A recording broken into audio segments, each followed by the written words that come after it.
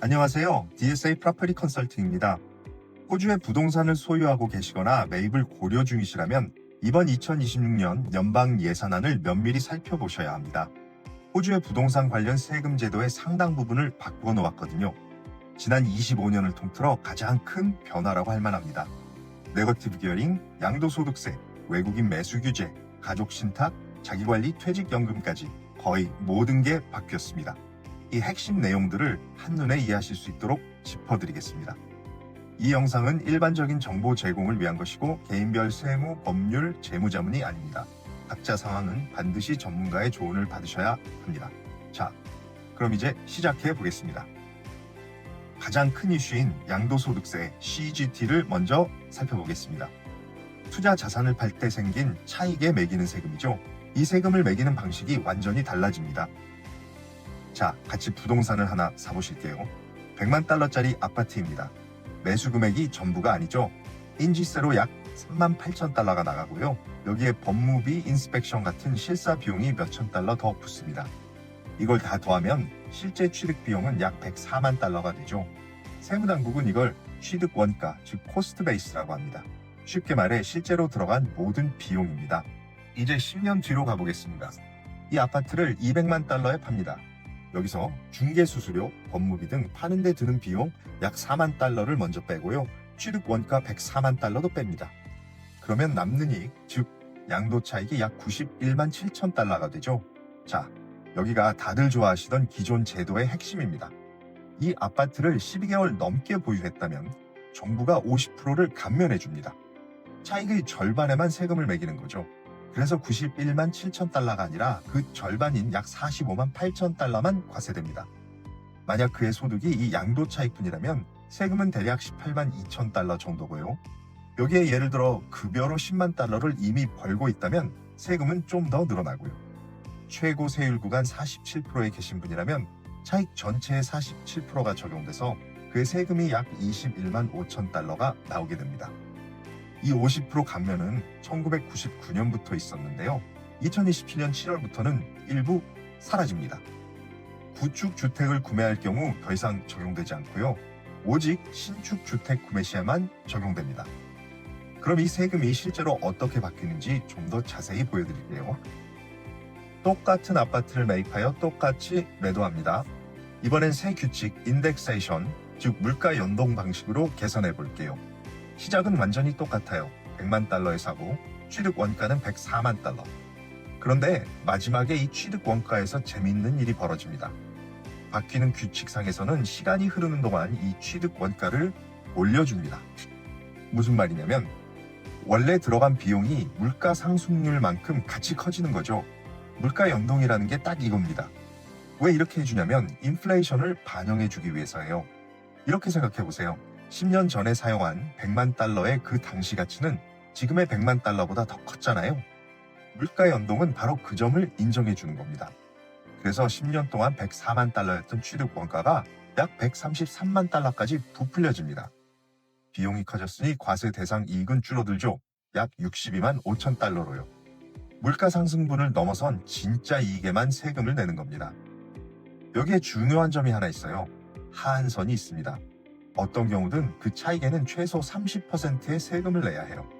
그러니까 물가 연동 방식은 이익의 크기는 줄여주지만 이 30% 최저 세율 때문에 세무당국은 그래도 확실히 한몫 챙겨가는 구조죠.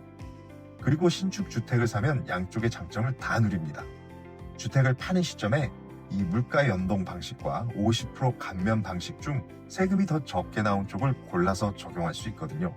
자, 신축이 갑자기 굉장히 매력적으로 보이기 시작하죠. 정부가 투자자들을 신규 주택 쪽으로 유도하고 있다는 게 분명해 보입니다. 이쯤 되면 궁금하실 거예요. 그래서 대체로 어떤 방식이 유리하냐? 사실 딱 잘라 말하기가 어렵습니다. 그 사이 물가가 얼마나 오르는지, 집값이 얼마나 빨리 오르는지에 따라 달라지거든요. 물가는 높은데 집값 상승이 더디면 물가 연동이 유리할 수 있고요. 반대로 집값이 빠르게 오르는 상황이라면 대체로 50% 감면 방식이 유리합니다. 이게 이제부터의 게임의 룰이에요. 자, 이제 누구에게 유리하고 누구에게 불리한지 좀 살펴볼게요. 승자는 신축 부동산을 분양받는 국내 투자자예요. 팔 때 더 유리한 방식을 골랐을 수 있으니까요. 그리고 그 신축을 분양하는 시행사도 승자죠. 또 이미 구축 부동산을 가지고 계신 분이라면 기득권 보호, 그러니까 그랜드파더링 조치로 50% 감면을 그대로 유지하실 수 있습니다. 패자는 누굴까요? 예산 발표일 이후에 구축 주택을 투자용으로 사시는 분들이에요. 이제 새 제도가 적용돼서 물가 연동 방식밖에 선택지가 없습니다. 그리고 신축은 이제 프리미엄이 붙을 수 있어서 자칫 잘못하면 너무 비싸게 사실 수도 있어요. 중립은 누굴까요?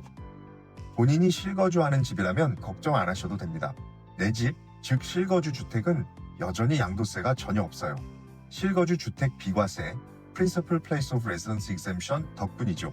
그리고 해외에 계신 시청자분들 이 점 꼭 기억하세요. 외국인과 임시 거주자에게는 물가 연동이 적용되지 않습니다. 차익 전액이 과세 대상입니다. 50% 감면도 없고 물가 연동도 없습니다. 핵심 메시지는 이겁니다. 이미 투자용 부동산을 갖고 계시다면 신축으로 갈아타시겠다고 서둘러 파는 건 금물이에요. 제대로 된 상담부터 받으시는 게 좋습니다. 갖고 계신 50% 감면 기득권이 비교적 큰 가치가 있을 수 있습니다. 그리고 신축을 사실 거라면 지역과 물건 선택에 각별히 신경 쓰셔야 합니다. 다음은 모임 자리에서 늘 화제가 되는 그 주제, 네거티브 기어링입니다. 이게 뭔지부터 같이 살펴볼게요. 아까 그 100만 달러짜리 아파트를 삽니다. 30%를 보증금으로 넣고 나머지 70%를 대출받아요. 주당 900달러의 세를 놓습니다. 연으로 치면 약 4만 7천 달러가 수입으로 들어와요. 좋아 보이죠? 그런데 이제 비용을 볼게요. 관리비, 그리고 대출이자, 금리 7%면 이자만 연 4만 9천 달러예요. 여기에 감가상각, 지방세, 관리인 분담금, 보험금 등등 이 비용을 다 더하면 임대 수입보다 많아집니다. 매년 약 39,500달러 적자가 나는 거죠. 이렇게 보유하는 데 드는 돈이 벌어들이는 돈보다 많은 상태. 이게 바로 네거티브 기어링입니다. 그런데 왜 이렇게 일부러 손해보는 장사를 할까요? 바로 이것 때문이에요. 이 39,000달러 손실을 내 급여에서 빼줄 수 있거든요. 예를 들어 급여가 20만 달러이고 업무 관련 경비가 1만 달러쯤 된다면 이 손실이 과세 소득을 약 15만 달러까지 낮춰줍니다. 그리 세금을 계산하면 약 3만 9천 달러를 내게 돼요. 자, 이제 새 제도상에서의 세금과 비교해 볼게요. 2027년 7월부터는 예산 발표일 이후에 매입한 구축 주택에 대해서는 이 손실을 더 이상 급여에서 공제할 수 없습니다. 과세 소득이 19만 달러 그대로 남죠. 그러면 세금이 약 5만 5천 달러로 확 뜁니다. 보이시죠? 네거티브 기어링이 있으면 매년 약 15,000달러를 아끼는 셈이에요. 사실상 세무당국이 매년 15,000달러씩 이 부동산 보유를 도와주는 거죠. 바로 이 숫자가 전국 투자자들의 계산을 바꿔놓는 겁니다. 보통 이 절세액은 연말 세금 환급으로 돌려받는데요. 이걸로 대출을 더 빨리 갚아나갈 수 있어요. 게다가 나중에 집을 팔 때는 두둑한 양도 차익까지 챙길 가능성이 높죠. 세제 혜택, 감이 오시죠? 결국 타이밍의 문제예요. 지금 당장 내 주머니에 현금을 더 남겨주니 많은 분들께 실질적인 도움이 됩니다. 다시 강조하지만 네거티브 기어링이 사라지는 건 구축에 한해서예요. 신축은 계속 유지됩니다. 그럼 그 3만 9천 달러 손실은 어떻게 되냐고요? 영영 사라지느냐? 그건 아니에요. 그냥 격리될 뿐입니다. 나중에 쓰려고 따로 항아리에 담아둔다고 생각하시면 돼요. 앞으로 생길 양도 차익이나 다른 부동산 관련 소득에서 공제할 수 있습니다. 다만 오늘 내 급여에 부과된 세금을 줄이는 데는 쓰지 못하게 되는 거죠. 빠르게 볼게요. 승자는요, 신축 투자자와 시행사. 이들에게는 네거티브 기어링 혜택이 그대로 살아 있습니다. 그리고 이미 네거티브 기어링 상태의 투자용 부동산을 갖고 계신 분도 기득권 보호를 받아요. 패자는요, 예산 발표일 이후 구축 주택을 투자용으로 사시는 분들, 특히 전환 기간, 그러니까 예산 발표일부터 2027년 7월 1일 사이에 매입하시면 네거티브 기어링 혜택은 2027년 6월 30일까지만 적용되고 그 뒤로는 끊깁니다. 그 이후의 손실은 미래로 이월되고요. 중립은 누구냐면 실거주자예요. 이분들에겐 애초에 네거티브 기어링이 해당 사항이 없었죠. 실거주 주택 비과세도 그대로입니다. 외국인 거주자도 대체로 영향이 없어요. 호주는 이분들의 호주 내 소득에만 세금을 매기기 때문에 예산안 전이든 후든 호주에서 난 손실로 해외 급여 소득을 상쇄할 수는 없었거든요. 액션콜, 뭘 해야 되는지 볼게요. 기존 구축 부동산을 팔아서 신축으로 갈아타는 건 숫자부터 꼼꼼히 따져보고 결정하셔야 합니다. 분명 네거티브 기어링은 신축에 유리하지만 바로 그 때문에 신축은 프리미엄이 붙어 있을 수 있고 공사 리스크까지 살피셔야 됩니다. 그러니 신축을 사실 거라면 충분한 실사를 거쳐 신중하게 고르셔야 합니다. 자, 해외에서 투자하시는 분이시라면 이 부분은 여러분을 위한 겁니다. 규칙은 간단합니다. 외국인 매수자는 호주에서 구축 주택을 살 수 없습니다. 이 규제는 2025년 4월 1일부터 시작됐고요. 이번 예산안으로 2029년 6월 30일까지 연장됐습니다. 그러니까 앞으로 몇 년간은 기존 주택 시장이 외국인에게는 사실상 닫혀있는 셈이죠. 그럼 뭘 살 수 있냐고요? 신축입니다. 이게 핵심이에요. 정부가 외국 자본을 신규 공급 쪽으로 몰아주는 거죠. 내국인들이 사려는 구축 주택을 두고 경쟁하지 말라는 겁니다. 외국인 투자자라면 이제 승부처는 오로지 신축이에요. 승자, 당연히 신축을 분양하는 시행사예요. 외국인 수요가 곧장 이쪽으로 쏠릴 테니까요. 국내 구축 주택 매수자도 경쟁이 줄어드니 유리하고요. 그리고 상업용 부동산, 외국인 투자자도 이건 여전히 자유롭게 살 수 있습니다. 패자, 외국인 투자자예요.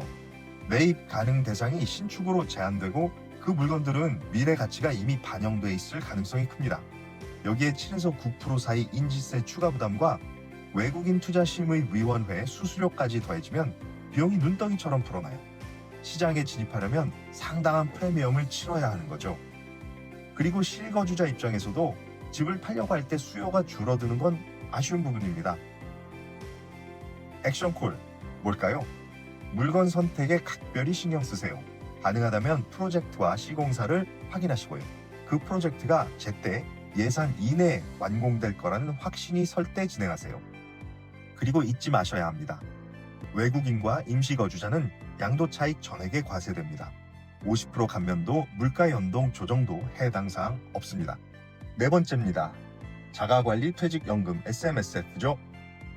오랫동안 자가관리 퇴직연금은 아주 영리한 걸 할 수 있었어요. 바로 대출을 받아서 부동산을 사는 거였죠. Limited Recourse Borrowing Arrangement, 영어로 LRBA라고 부르는 특별한 구조를 썼습니다. 여기서 Limited Recourse, 즉 한정 책임이 핵심인데요. 만에 하나 일이 잘못돼도 대출 기관은 그 부동산 하나에만 청구할 수 있어요.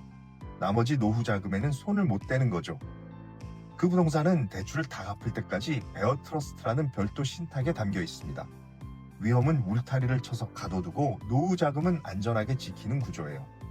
그런데 2026년 8월 10일부터 주거용 부동산에 대해서는 이 문이 닫힙니다. 더 이상 이 구조를 활용해 퇴직연금으로 집을 살 수 없어요.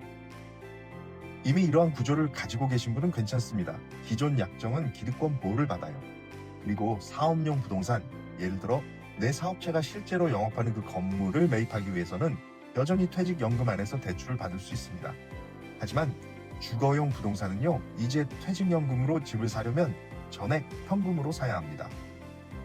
자, 승자는요, 이미 이 방식으로 부동산을 보유 중인 퇴직연금, 기득권 보호를 받죠. 상업용 부동산도 영향이 없고요. 패자, 대출을 써야 하는 퇴직연금이에요. 그 선택지가 이제 사라졌습니다. 앞으로는 전부 현금이에요. 혹시 지금 매입을 진행 중이시라면 8월 10일 이전에 반드시 상담을 받기를 권고드립니다. 다섯 번째, 그리고 이건 수많은 가족 사업자분들께 중요한 이야기예요. 바로 가족 신탁입니다. 재량 신탁, 흔히 가족 신탁이라고 하죠. 이건 매년 가족 중 누구에게 소득을 배분할지 정할 수 있는 구조예요. 똑똑한 가족들은 이 구조를 활용해서 세율이 낮은 구성원, 예를 들어 그해 소득이 없는 배우자나 대학생 자녀에게 소득을 나눠줬어요. 가족 전체의 세금을 낮추려는 거죠. 아주 흔하고 안전한 법입니다. 그런데 정부가 이번에 이 구조의 세금 혜택을 막으려는 겁니다. 2028년 7월부터 신탁 소득의 30% 최저 세율을 매기겠다는 구상이에요. 배분하기 전에 수탁자가 먼저 이 세금을 내야 합니다. 가족 구성원 본인 세율이 30%보다 높으면 평소처럼 차액만 추가로 내면 되고요. 하지만 세율이 30%보다 낮다면 환급은 없습니다. 소득을 분산시켜 세율을 30% 이하로 낮출 수 없게 되는 거죠. 분산 효과가 힘을 잃는 거예요. 한 가지 유의사항입니다. 양도세나 네거티브 기어링과 달리 이 신탁 관련 조치는 발표만 됐을 뿐 아직 법으로 확정되지 않았습니다. 바뀔 여지가 있어요. 그러니 지금 당장 신탁 구조를 뜯어고치지 마시고 대신 내 상황을 진지하게 점검하는 건 바로 지금 시작하세요. 승자, 당연 세무당국이에요. 패자, 낮은 세율 구간의 가족에게 소득을 분산해온 가족들입니다. 구조를 바꿔야 하는 분들에게는 좋은 소식도 있습니다. 2027년 7월부터 3년간 과세 이연 특례가 주어집니다. 신탁에서 예를 들어 법인 형태로 옮길 때 양도세를 물지 않고 이전할 수 있어요. 가족 신탁을 운영하고 계신다면 바로 지금이 상담을 받으셔야 할 적정 타이밍입니다. 그리고 마지막 일종의 당근책이에요. 20억 달러 인프라 펀드입니다. 지금까지 모든 조치는 공통된 목표가 있습니다. 투자 자금을 구축 주택으로부터 신규 주택 쪽으로 몰아주는 거예요. 이걸 뒷받침해주기 위해 20억 달러 규모의 지역 인프라 기금이 새로 만들어집니다. 집 한 채가 올라가기 전에 먼저 갖춰져야 하는 필수적인 것들, 즉 도로, 상하수도, 전기 연결 같은 데 쓰이는 돈이에요. 정부는 이걸 라스트 마일 인프라라고 부릅니다. 목표는 향후 10년간 최대 6만 5천 채의 새 주택을 공급할 수 있게 하는 겁니다. 자, 이제 한 발 물러서서 이번 예산안을 한 문장으로 정리해 볼게요. 정부는 세제, 네거티브 기어링 그리고 외국인 매수 규제 등을 통해 부동산 투자를 구축 주택에서 신규 공급 쪽으로 유도하고 있습니다. 투자자 입장에서는 이제 부동산 방정식이 훨씬 복잡해졌어요. 어느 지역이냐뿐 아니라 타이밍은 언제로 갈지, 신축인지 구축인지 그리고 어떤 구조 또는 명의로 살 것인지까지 이 모든 걸 함께 고민해 봐야 합니다. 이 질문들에 대한 답변이 이제는 여러분의 수익을 실제로 바꿔놓을 것입니다. 이 영상이 예산안을 이해하시는 데 도움이 되셨다면 채널 구독 그리고 알림 설정 부탁드립니다. 앞으로도 부동산 시장에 대한 소식과 인사이트를 계속 전달드리겠습니다. 그리고 혹시 부동산 매입을 고민 중이신데 제가 도움이 될 것 같다면 편히 연락 주십시오. 제 연락처는 이 화면과 아래 설명란에 기재되어 있습니다. 시청해 주셔서 감사합니다. DSA 프로퍼티 컨설팅이었습니다. 감사합니다.